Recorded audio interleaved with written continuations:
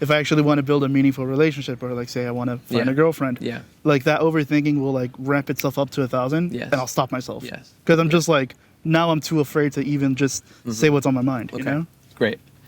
I love this. And this is what everybody deals with. And nobody knows that everyone else is dealing with this. The funniest thing that when I get a new client, the first thing they tell me usually is they go, Anthony, I know you've coached a lot of people, but I don't think you've dealt with my situation. And then it's always the same thing that everyone else has. It's always the same. We all are dealing with the same issues on the inside, and we're trying to act like we're not. I'm constantly self-checking myself and going, oh, was that too much? Was that too little? That's why I got into this, you know, because I love social skills, and I love self-help, and I love, you know, learning how to be more confident, to be more happy, and all that type of stuff. And so all I've done is I've found ways to combat the little voice in my head. And I mean, I would say, first of all, at the very, very basis, just knowing that I have that, right? So I'm very happy socializing with people. I love meeting people, and I don't have a lot of fear doing it, but I still have the voice in my head, okay? So, and it's going, oh, you're being a douchebag right now. Oh, you're saying something that's offensive right now. Oh, you're acting weird right now, or whatever it is, okay? I grew up as a weird kid, so everyone thought I was always weird when I was a little kid. And so I'm always thinking like that, oh, am I coming off too much like that?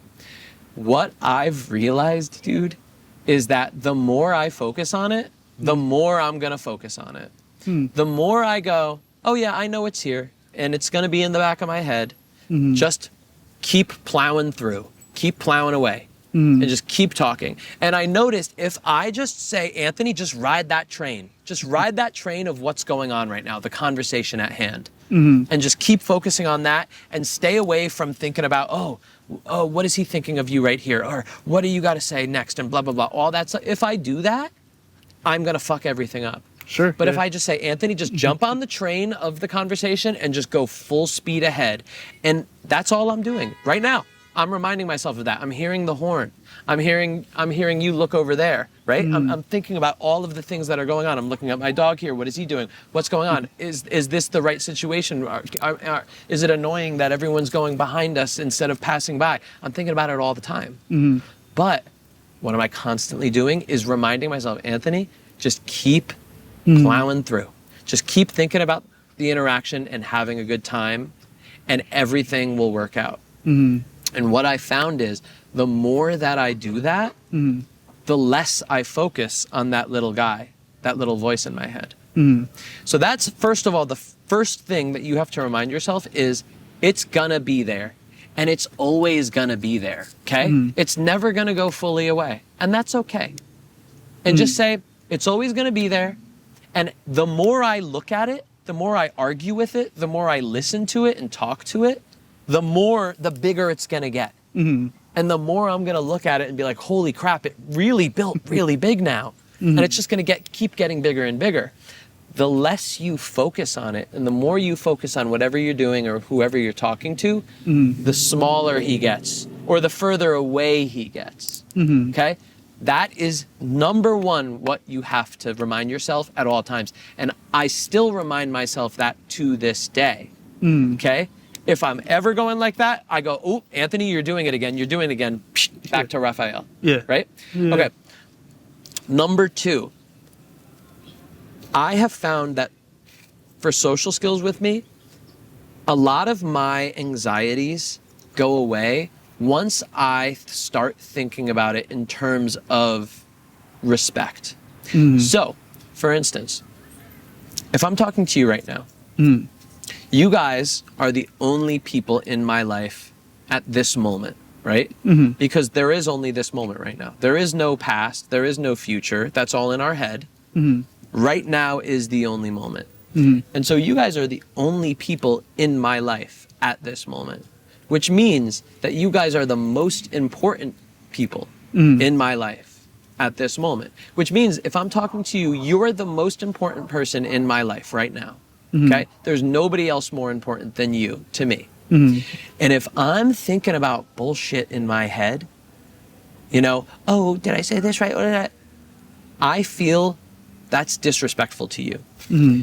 Because I want to give you all of my attention and love and make you feel as calm and relaxed as possible. And that's all I want to do.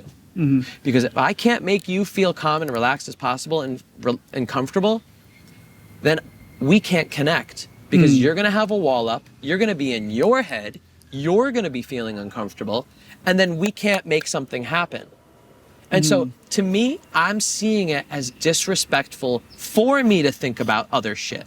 Mm-hmm. Because it's selfish for me. Oh, what does he think of me? And blah, blah, me, and me, and me. And I'm going, you know what? That's selfish shit. I don't want to do that. I want to be a selfless person. So I want to give to you. I want to serve you. And so, I see that as a duty, a responsibility, that I commit everything in this moment to you and to you only. And so when I think about it like that, I have a sense of purpose in the conversation.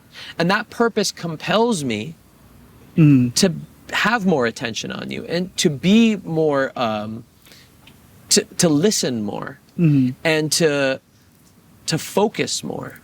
Because even in the way where, let's say while you're talking to me, I could be going, oh, I should be listening right now, but I'm thinking about this and this and this and this and this and this. Yeah. In my head, I'm going, if I missed something, there could be a bit of context in the conversation that I didn't fully get. And he's here to have a conversation with me. So it's like, I'm not listening. I'm like, my mind's somewhere else. And listen, most of my day, I'm working. I'm by myself. I'm looking at a computer screen. I'm not interacting with people. So when I get that opportunity to do that, I see that as a privilege to get to know you and to have you speak to me, give yourself to me. And that's big for me. And so I want to, as hard as I can, focus on that and see that as my duty, see that as my responsibility in life. That's what purpose is. And you could apply purpose to anything that you find important and that you want to do. And again, this is kind of like what I was talking about Michael with, is like, it's time to put the big boy pants on, right? It's time to say, I can't be a little kid and in my head and worrying and they take care of everything and I hope I don't mess up. It's like, no. I'm a big boy. I want to be the one that takes care of you, right? And now if two people are doing that, this person's taking care of this person, and this person's taking care of this person, then they're good. Because now it's two people supporting each other. It's two people that take that as a responsibility to take care of each other. It's two people that see each other as the most important people in their lives at that very moment. And so then, it's two people supporting each other. And that's what a relationship is. So when you get into a relationship, that's the way you could think about it. But when you're on a date, it's also setting that dynamic up from the start. And so if you're on a date with somebody and you really want to, you really like them, you want to hang out with them again, the number one thing is that connection and is that support for each other, that 100% support for each other. If somebody sees that you're focusing on something else, or you're not really here, or like, for instance, when I was over there and like your voice went up a little bit, and then we identified that was kind of like a protection thing. It was like, oh, well, I don't want to, push too much into this conversation. I'm a little nervous.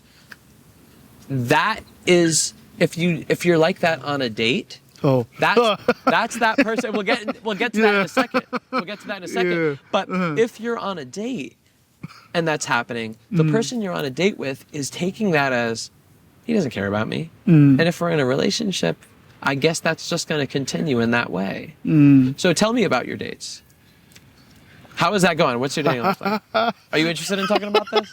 I haven't been on one in years, dude. Really? I'm serious, yeah. Wow. What was I going to say? I'm Michael's age. I'm 20. I'm also 26. Got it. I haven't been on a date. I haven't dated anybody. Yeah. So I was like 18, dude. I'm being honest, yeah. Got it. And most of that, I'm going to be honest with myself. And honest with you, obviously. Yeah. First 3 years of that, till I was like 21, it was not by choice. I was very weird. I know that now. I was. Yeah, weird's good though. Yeah. No. Like, I was a creep. I'm gonna be honest. A creep? Yeah. What do you mean a creep? Because I had a therapist. Okay. Full disclosure, I had a therapist at the time. Okay. Right. So I struggle with a condition that kind of does bar me a little bit from being socially aware and stuff like that. Okay. So it took a lot for me to realize like what social boundaries were, what they look like, what a healthy social interaction looked like. And what is that, by the way? Can you tell me that, or you don't have to? I don't think I can. It's not something I can put into words. But it's something I can notice now. You know. But when you what did your therapist say that it was? Because you said you had a condition. Oh, autism. Oh, I'm autistic. Oh, yeah. Okay. That's what you were talking about. I didn't yeah. No, I'm autistic. Yeah. Okay. Well, okay. Cool. I'm very low on the spectrum, but it's like whatchamacallit. But it is to the level where it's just like sometimes with social interactions, it does take a little bit more effort on my part to understand like, oh, this person is uncomfortable or this person likes what I said. So when in those 3 years, that 3 year time span, when I say I'm a creep, it's not deliberate. It's more of like I have no idea. I was pushing boundaries and I had no idea I was doing it. Yeah. You know? Okay. Yeah. I understand that. Can we? First of all, I mean, I don't ever want you to think you're a creep for anything like that. But can you tell me what some of those pushing boundaries were, so I have an idea? Straight up, I just didn't know how to give compliments. Yeah. Yeah, that's not creepy. Yeah. So what does the word creep mean to you? Not giving compliments? No, like I gave compliments, but they came off as very strong. Yes. What were the compliments? I'd rather forget them. All right. Wow. I'd rather forget them. Yeah, full disclosure. Wow, yeah. Interesting. Okay. No, yeah, it's one of those things where it's like I look back at it and I'm just like, why did I say that? You freaking idiot. I'm gonna go out on a limb here and say that they probably were not as bad as you thought, and you probably were not a creep. And I do want you to stop thinking that because that's not good for you to think that you were a creep because you have autism. Okay. Ooh, wow. Okay. I'm sorry. Because like you were I think that's what you were implying to me. You were saying like I had a therapist and I didn't know how to do this and I was doing this and I was a creep, and that's not it at all. I think because that's what that was like the pie that you were making and putting in the oven. I think a lot of it is how do I explain this? Not necessarily that I'm autistic, therefore I'm a creep. Okay, but because good. I'm glad, because that's what I was hearing, and I was like, that's not good. It's more so like since I tend to be a little bit more, for lack of a better word, like oblivious to this kind of stuff. Some of the things that I would say or some of the ways I would behave just as a person came off as a little off-putting. Like for example, like I'd like to know an example. Like for example, right now when I went, like it's not that I'm uninterested. It's just that's just how I talk. But I didn't realize. Got it. Okay. So then I don't think that you should worry about that type of stuff then. I don't think that's important. What is important is intention. And so, for instance, just what I was talking about earlier, how do you feel about that?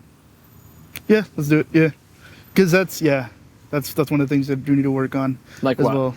Just as a whole, like going back to what I was saying, let's see. So I left off 21. Okay, so... What was I talking about earlier? Were you listening? I forgot. I'm going to be completely honest. You weren't listening. What were you thinking about? Oof, I was playing a game. What were you playing? Tell me. Pool. I was playing pool. Yeah. In your head? No, I'm on my phone. Yeah. No, right here, now. right here. I'm so sorry right now. I'm so sorry, dude. Okay, so... What I remember. Remember what I was just talking about when I said... The person that's in front of me at any given time. It's the most important person. Okay, how do you feel about that? I like that. Okay. It puts it in a different frame of mind because it takes me out of the equation, if you will. Yes. Yeah. Fuck yes. And that's how it works, by the way. When you shift all of your attention onto the person, you're no longer thinking about yourself. Now, this is not exclusive to autism. This is everybody. Everybody is dealing with this at all times, okay? Even if you think they're not, they're dealing with it at all times. Some people are just better at acting like it's not there, okay? Yeah. He needs a little. Sometimes he needs a little attention. I noticed that he was brushing up against my leg right now. And he was also locked into that. I think he didn't know how to get out. Also good because I see some other dogs. But, so you need to, like I said, one, remind yourself, this is happening to all people at all times. Two, the more you could take the focus and put it onto the other person and see that as your responsibility, the more you're not thinking about yourself. Okay? This is a practice that everyone has to learn and everyone goes through as they're going through their 20s or through their teens. Okay? So are you able to think about it that way when you interact with somebody? Because again, like for instance, when I'm talking to you, I could be worrying about all these other things, but all that shit is about me. Is this video going to be good? Is the sound going to be too blah, blah, blah, blah, blah, right? That's all me. And so I have to keep putting my focus onto you and reminding myself that. Now that's a value that I hold as a person. All people have values. That is what makes up a human being, is their values. That is what makes up their identity. And if I have values, I need to stick to my values and align with my values. And so me aligning with my values reinforces who I am as a person. If I'm not aligned with my values, I'm a garbage person. I'm a nothing. I'm a nobody. And so if this is a value for me, that the person in front of me is the most important person in my life at that given time, I commit myself. I see that as my responsibility to align with it at all times. And so is that a value for you, or is that not important to you? I think it's good. Yeah. Yeah. I think it's good. Because obviously that's being in church, being the best Christian I can be. That's basically how I'm taught to live my life, put others before myself. Great. Plus, just as a musician, when I'm up there, when I'm playing music, when I'm singing, I'm not thinking to myself, I'm not like, oh, I'm hot shit, I'm so good. What I am thinking is, are the people engaged? Am I doing a good job? That's beautiful. Yeah. And just like talking with Michael and seeing that when he's with his youth group and he's able to lead and take some of the shy kids and take them out of their shell, it's his responsibility to do that when he's at a theology on tap and keep that same headspace. And so when you're on stage and when you're thinking about, I want to keep people engaged, your focus is on the performance. Your focus is on that. And so you're able to do the exact same thing when you're socializing. Okay? How do you feel about eye contact? It gets really hard. Yeah. Like, I don't know if you're noticing, but like I'll look at you and then I'll look at the sidewalk. No, I notice. Yeah, I notice. Tell me how that feels. Like, what are you feeling when you make eye contact and you shift focus? I'm just gonna act it out. It's like this is literally what I'm thinking as I'm doing that. Okay. Okay, I'm good. Now, what is that discomfort that you're going through? I really don't know.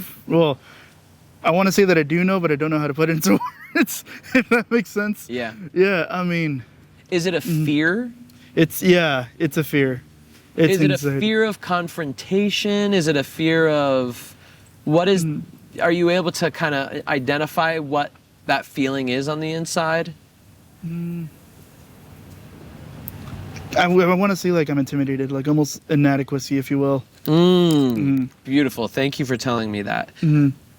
Because for me, the way that I help myself is I'm always going into myself and thinking, what is that feeling that I have? Why am I feeling that? If I do have that fear in an interaction, I go home and I go, why was I feeling that way? What was it? And I always look to get to the core. And I'm always asking myself. And so that's why I'm asking you. Because once we can get to that, we could diagnose it. We could figure out how to help it, right? And so if it's an inadequacy, to me, it's the same thing that we're talking about right now. We're focusing on how we're doing, the inadequacy. But when we rise to the occasion and say, I'm here to give that love to that person, and I want them to know that I'm here for them no matter what. When I'm looking at you, I'm not like, oh, he's doing this, oh, he's doing this, what is he doing here? That's too much to think about. That's too much focus, and I'll get overwhelmed.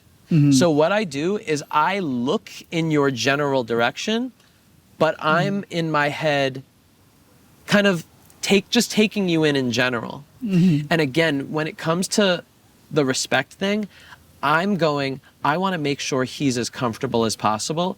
And if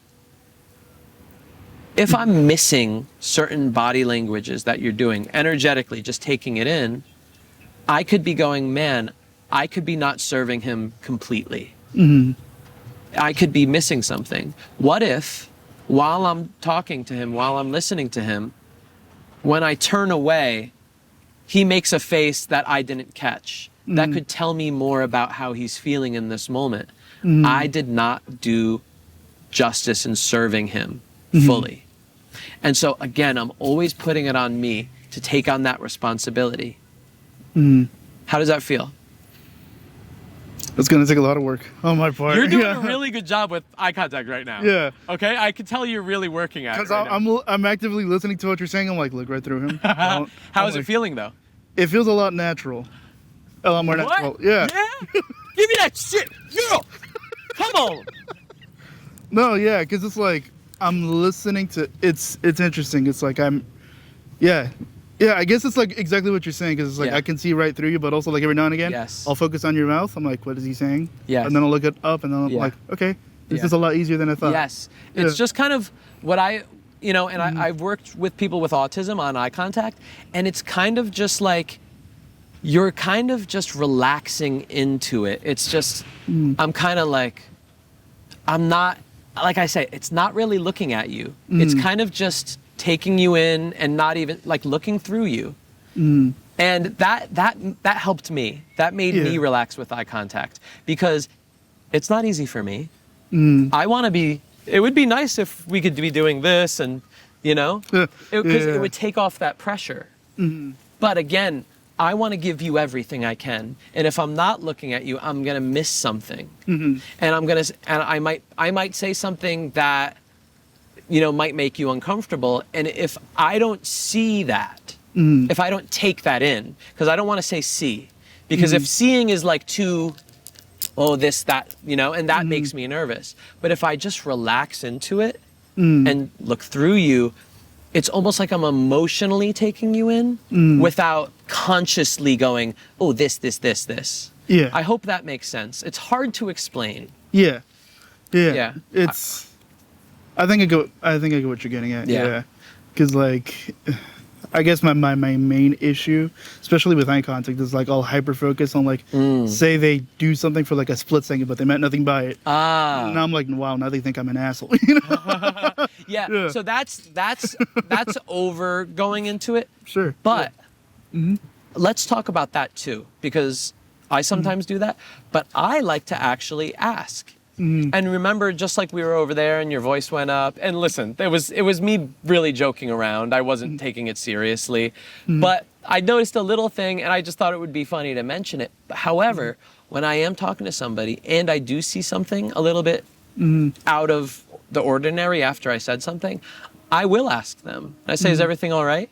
Especially, if I was on a date or something like that, is everything okay? Right? And so you're allowed to do that.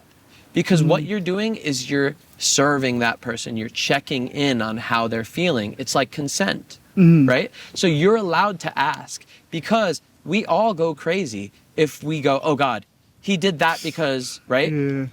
Because I could be going, Raphael's not looking at me because he's not interested in what I'm saying. Oh my God, am I saying bad things? Right? Yeah. But if I go, is everything okay? I notice blah, blah, blah.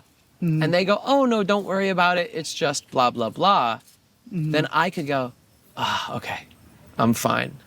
Now, of course, we don't want to be doing this like 10 times during an interaction. Sure. Yeah. But at least just if we have something that's on our mind and we can't get away from it, asking. And again, this is us taking that lead, taking that responsibility, being a big man, and saying, I'm going to be the one that makes sure everything's okay in this conversation. And so I grew up missing social cues, and I don't have autism, but I have ADHD, but I had it really, really bad when I was a kid. And I was always catching up with everyone in my grade, and I wasn't able to follow things that were going on because my brain was always all over the place. And so I always was missing social cues. I was socially stunted. And a big reason why I probably got into this and really just fell in love with the idea of social skills. Mm-hmm. And so one big thing is, like I said, taking that leadership role makes the anxiety go away, because then you put responsibility onto yourself rather than going, oh, I need somebody to take care of me. I don't know what I'm doing. It's kind of like when somebody becomes a parent, often they just become more mature. Their life kind of whips into shape immediately because they go, I have a responsibility now. It's not just me fucking around. Does that make sense? Yeah. Yeah. Cool. Makes sense. Do you have any other questions, like dating? Yeah. So obviously I mentioned it's been like 8 years since I dated anybody since my last date. Yeah. I'm like, obviously dating as a teenager is a lot different than dating as an adult. Yeah. How do I get back into that, you know? Well, first of all, like, you know, Michael knows. Well, first of all, you guys should probably hang out and go do stuff together. But, and, you know, go to Theology on Tap with him. Do you do stuff like that? Yeah. Yeah. Cool. And I actually think meeting people within that community, within your community, is the place to do it. Online dating is fine, but it's hard and it's stressful and it takes a lot of time. Yeah. And it's nerve-wracking. And it hasn't really worked out for me, so. And it doesn't work out for most people. Yeah. Okay? It is just that way. The best way is like-minded groups. Find a like-minded community when you could relate with somebody on something. It's so much easier because you guys have similar values, similar interests, similar lifestyle. So are you actively looking to meet people in that community? Yeah, I mean, I'm always open. Obviously, when I go to events like that, I tend to go with friends and stuff like that. Even if I don't, I try to socialize with people, even though it might not produce the best results. But, you know, yeah, I'm always open to meet new people. Yeah. Okay, and now when you find somebody, have you met somebody and found somebody that you were attracted to? Yes. Okay. And how often does that happen? Not too often, because I'm barely opening myself up back. I'm barely opening myself back up to that again. Yeah. So, yeah. Okay. And so when was the last time that happened? I was actually just talking to Michael about that right now. Oh, really? Yeah. So Let's hear it. There's somebody I'm interested in, and from what I understand, they're interested in me too. But like, it's so interesting because it's like this never happens to me with women. Like I could have like a really good friendship with a woman and stuff like that. No problem. We'll socialize. We'll hang out. No issues there. As soon as I find out there's interest. Oh, so you're like me. Yeah. Okay. And so, are you able to identify what that feeling is? What is that nervousness as soon as you find that there's interest? Because that's how I used to be. And it was actually right around the age that it's happening to you. I mean, if I had to put it into words, it's like, cool, you have her attention. You better not fuck it up. Yes. Yeah. That is so great. And so now we've diagnosed what the issue is, right? And so how I worked myself, how I helped myself in the past is I said, now that I know what my fear is, work on stop being afraid of that. Okay? So if my fear is, okay, like this is the way that I would think about it. As soon as I knew that a girl liked me, it felt like I was walking on a tightrope. I was so good before that, but as soon as I was like, oh God, don't fuck up. Oh. The further I got on that tightrope, the more dangerous it felt because I was like, oh my God, there's more of a chance that I'm going to mess it up. And so I thought that all the time, and I did mess it up all the time. What I had to teach myself, and I really had to have a heart-to-heart with myself, and you could do the same thing for you, is if my fear was that I'm going to fuck it up, I had to stop getting scared of fucking it up. Well, that's easy to say, but then, well, why am I scared of fucking it up? That's the question. So I knew mine, but what's yours? Have you thought about that? Why are you scared of fucking it up? Because I don't really have much experience in that ballpark, if I'm being honest. Yeah. I've had one relationship. It was 6 months, and it was not the best experience. Other than that, I've dated twice for like 2 weeks, and both times it just crashed and burned. So Okay, but again, why are you scared of fucking it up? What's the consequences? What is the punishment here? I can't really think of a major one, if I'm being honest. It's just one of those things where it's, it's just a thing that's there, if you will. No, there's always a reason to be scared. So really, let's go into it. Because it could be, like for me, it was, well, I'm scared that nobody's going to ever like me. If I keep fucking it up, I'm not going to have anybody that likes me.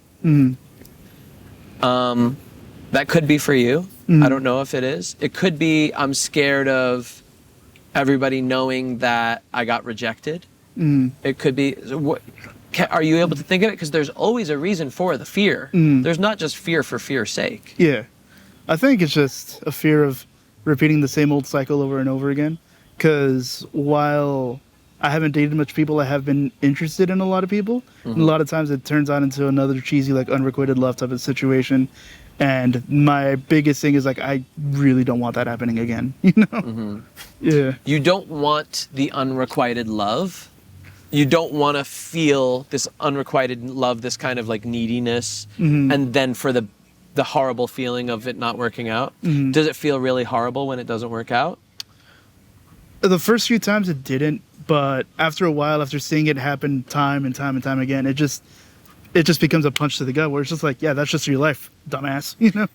Yeah. What, and again, the reason why I keep asking you, bud, is because once we could diagnose what the true fear is, then we could start working on it. I'm afraid of being alone. Boom! That's it, and that is most people's fear. And so what I had to do with myself, and I remember the night that I had the talk with myself, because I said, why am I getting like this? Okay, this is why I'm getting like this. Why am I getting like that? Blah, blah, blah, blah, blah. I kept drilling down, and I was afraid of being alone, right? Yeah. And so then my goal was to get comfortable being alone. So your goal is to get comfortable being alone for the rest of your life. I am comfortable being alone for the rest of my life. Never having anybody love me, nobody care about me, just me. And once I was able to figure it out, I could then actually focus on it. Because it's very hard being scared of something and not knowing what you're scared of. Because then it's kind of like being in a dark room, just having your hands out there, hearing the scary noises, and being like, what the fuck is going on? And not knowing where they're coming from. But if you turn the lights on, you could identify what's going on. And maybe it was just a field mouse or something like that that was scurrying. And you thought it was, I don't know, something else. And so that's the first thing. Being comfortable with being alone. Quite often, this idea of being alone for the rest of our life is something that was taught to you. I don't think that we are, like, biologically born as humans to have this need to be like, if this doesn't happen, life is over with, right? I mean, think about it with Jesus. Was Jesus married? Nope. Was Jesus married? Was he constantly focusing on getting married? No, not at all. Was there scripture where he was constantly needy and worrying about being with somebody? No. Never? And as a Christian, is the goal to walk in Jesus' footsteps? Damn, you're good at this. Yeah. Now, that's not saying that, oh, well, I'm walking in Jesus' footsteps, now I'm never going to get married. No, that's not what we're talking about. Yeah. But Jesus was never thinking about, I need to be with somebody, right? He was thinking about the love that he can give. He was thinking about helping people. Now, obviously, you know, Who knows what would have happened if Jesus kept living? Maybe he would have found a beautiful family or something like that. But the point is that was not his focus. He loved. And he was not scared of saying, oh, I need to be with somebody. He just loved. It is not, I believe, it is not something that is an instinct for us to be with somebody. And now this brings me to, well, what is marriage? What is a relationship? Is it an entitlement? Are you entitled to marriage? No. So I believe that marriage is a privilege. It's something that you're humbled by. It's something that when you have, you say, I didn't have to have this. I don't expect this in my life. I'm not going to walk around stomping the ground going, if I don't get this, I'm going to be upset. Well, guess what? That's what society taught us. Society taught us that if we don't get that, we're going to stomp around and be upset, right? And so what happens when it didn't work out with certain people? Did you stomp around and be upset? You bet you. Yeah. Exactly. You bet you. But why is it that we're taught to stomp around and be upset? It doesn't make any sense. I believe that to live that true path, we first must see relationships as a privilege. Okay? As something that we're humbled by. As something that when we have them, we're saying, wow, I didn't need this to be happy and to give love and to finish this life that God gave me. This beautiful life with palm trees and blue skies and sun and all of this and ocean and sand. That's a privilege on its own. I'm humbled by that. I don't need anything else. I don't need anything else. And that's what everyone deals with all the time is neediness. They're constantly saying, I want more. So what I practiced doing is saying, I don't want more. I'm happy with what God gave me. And if I do find somebody and it starts going well and they like me, do I start going, now I need it. Now I need her to love me. Now I need this to work out. No. If she starts liking me and I like her, what do I say? I say, I still don't need it. I still see it as a privilege if it does happen. I'm not entitled to this, even if she likes me. Everyone else has it. Well, I don't care. It's important to be a good Christian, to have a family and raise a family. Listen, I do find that as a very, very special, beautiful thing, but it's not something that you're entitled to. If it doesn't happen, that's okay. You know, and you know how I was raised, Catholic, priests, they don't get married. They don't have families. They say, I'm going to walk in Jesus' footsteps exactly the way that he did. And so I'm not going to get married. I'm not going to seek that out. And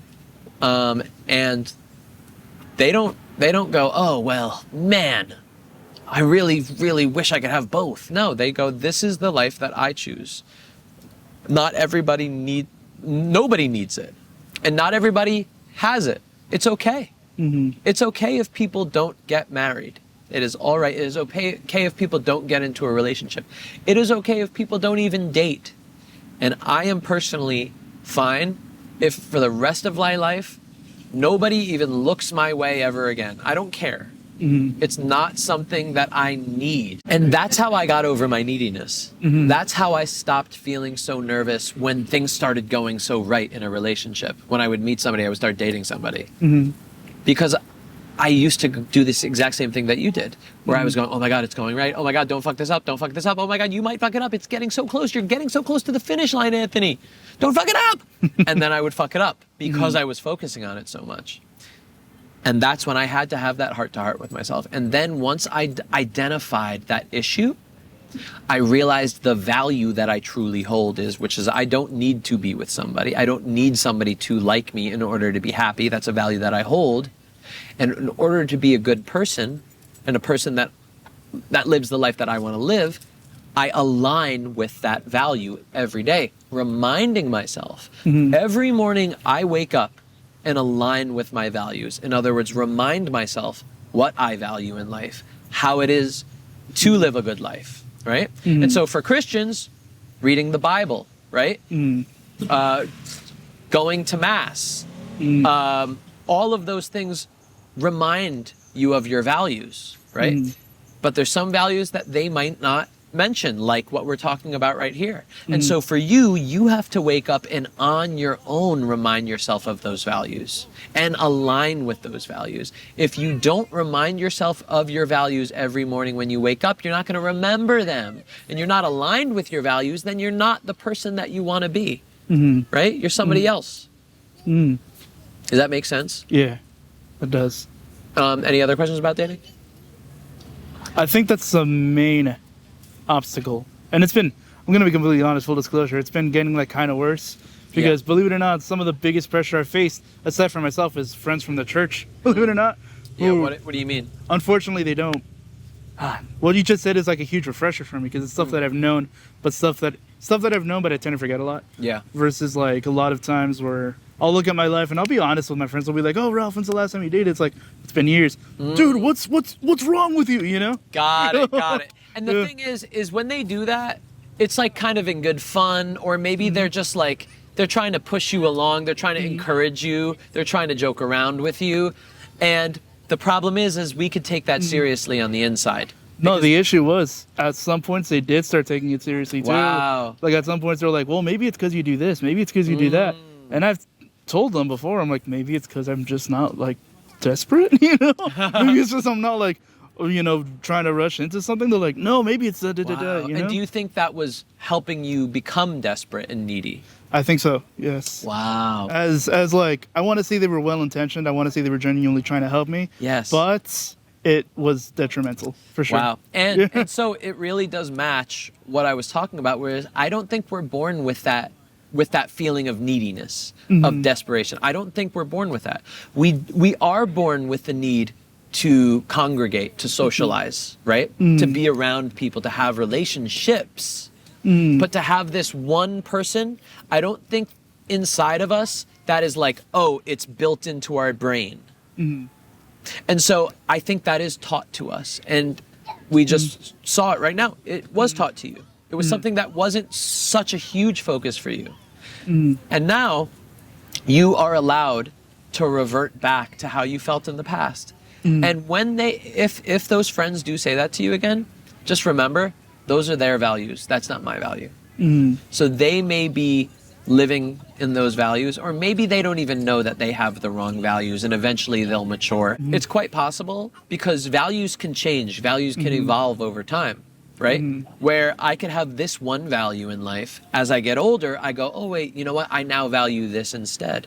And so those friends, as they get older, as they mature, they might shift that value. They might grow to see that.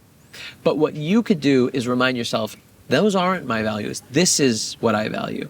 And the great part about that is once you don't care anymore, it is so easy to date.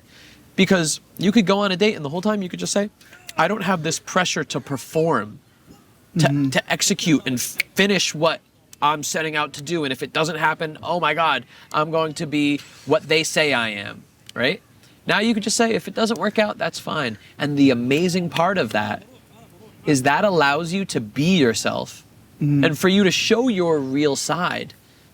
And it allows you to focus on them, because then you have a sense of purpose when you're dating. Because neediness is the opposite of purpose. That purpose I was talking about before, that whole focus onto the other person, that sense of purpose in serving them, that goes away when we're needy, because needy is a selfish thought. It is, I need this for me to be happy. Thinking about ourselves. When we relieve ourselves of that, then we could focus on the other person and bring that sense of purpose back into our lives. So when you allow yourself to get rid of that desperation that was taught to you, you're able to bring that sense of purpose into your relationships. And when you meet people, and if you go on a date or whatever, if you're mingling with somebody and you talk to somebody that you think is cute, you could focus on them. And you could you could say, wait a second, I'm here to actually get to know somebody, to build a relationship with somebody, to learn about them, to see if their values match mine, to see if we have a fun time. I don't have to focus on myself anymore. I don't have to listen to the voice in my head. I could just have a good time with this person in the moment. Make sense? Yeah. Cool. Makes perfect sense. Cool. Anything else? No, that's about it. Yeah, man. Thanks so much. Thanks. Yeah.